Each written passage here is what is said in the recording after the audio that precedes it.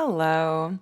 The other day, I posted about how Jesus says that lust is a personal responsibility, and he used a man in his example. And basically, you can't blame the person that you're lusting over.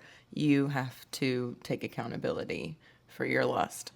And the men came for me in the comments. I even had to block people. They got very defensive and saying, no, it's a woman's wardrobe. It's what they wear to the gym. They're intentionally trying to tempt us. And there was a couple Savannahs in the comments too. But it made me think about a story in the Bible, and I want to share with you how human behavior hasn't changed very much. It's Genesis, the story of Adam and Eve.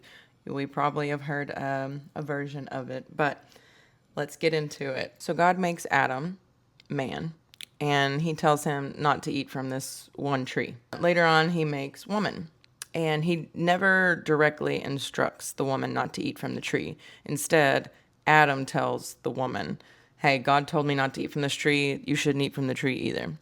And then what happens?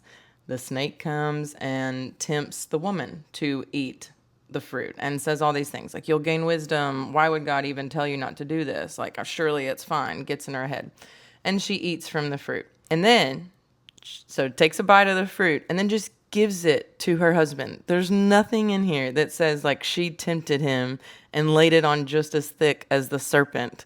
And like, you got to eat blah, blah, blah.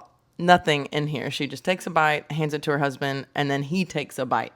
He doesn't say anything like God told us not to do this, nothing. And then later on, God's coming to check on them and they're hiding from God. And he's like, come out, and he's like, did you eat from the tree?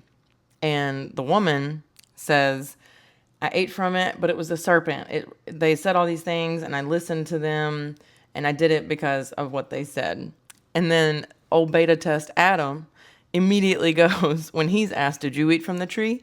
He goes, it was her fault. Just like the men in those comments will not say, I knew better. I shouldn't have done that. Immediately points and blames the woman. Nothing's really changed much over time. Just like today, how men want to blame women for falling into their temptations from lust.